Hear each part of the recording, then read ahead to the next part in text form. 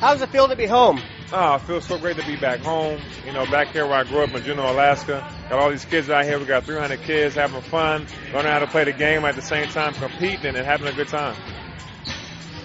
This camp looks very successful. The kids are having fun and learning from the legend himself here from Alaska. Well, I'm just trying to get back to the people that gave to me. You know, I had a lot of people in this community that helped me get to where I am today, and I'm trying to do a good job of giving back to their kids and my friends' kids and helping them get better at whatever they want to do, whether it's basketball, whether it's something else. But if I can get them off the streets and doing something constructive like playing basketball like I had a sanctuary.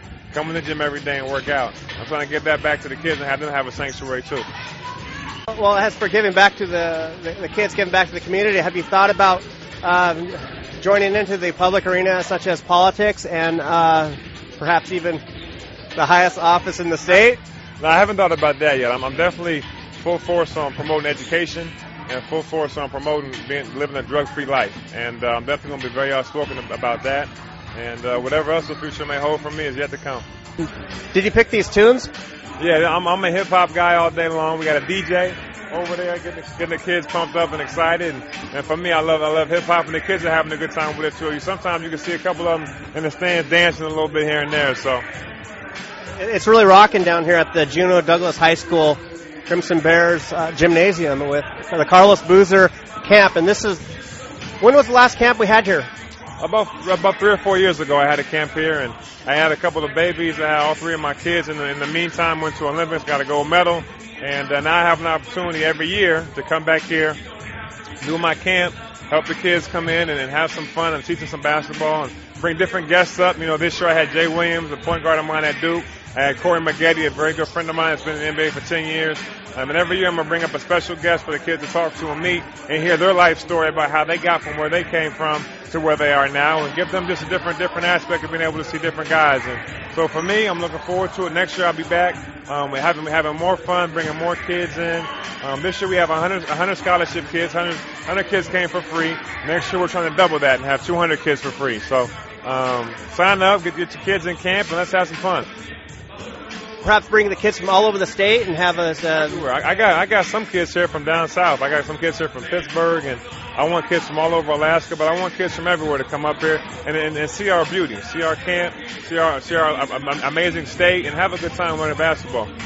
And your teammates or your peers in the NBA, they probably ask a lot about Alaska, don't they? Oh, of course. I've got that question my whole life. You know, people just want to know what's it like up there. Well, I'm trying to come up and show you. So I'm going to have some of my friends up here to see it, and hopefully these kids will have a good time and get a chance to see. The kids that aren't from Alaska get a chance to come back and see our beautiful state. As for years from now, do you see yourself having a home in Alaska and our summer home, perhaps a boat? Oh, I'm in the works of that right now, but I got to keep that confidential. I have a lot of friends and fans up here, but I got that in the works already. What have you noticed about changes to Juneau? A lot. I mean, we had the highway over there out in the valley by where I used to grow up at, and Green Park is very nice. The Walmart is very nice. You know, the kids are.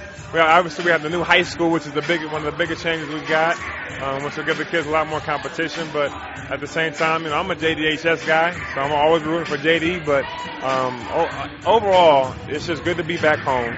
It's good to be back in the community, giving back and helping these kids be on the right path and helping them get to the right path if they're a little bit astray.